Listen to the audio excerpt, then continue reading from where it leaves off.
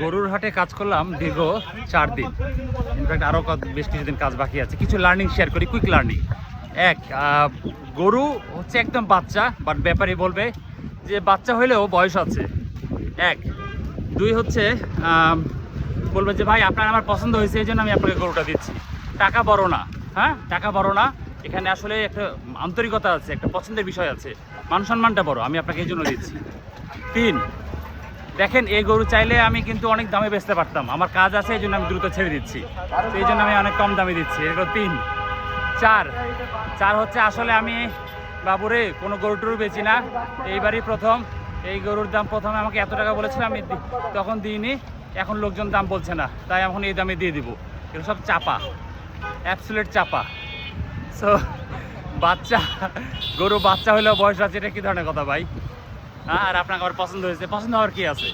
একজন ব্যাপারে একজন ক্রেতাকে কেন পছন্দ করবে, কেন পছন্দ হবে? হ্যাঁ পছন্দ হবে এই জন্য দিবে। এসব চাপা চুপি মানে আর ভালো লাগে না।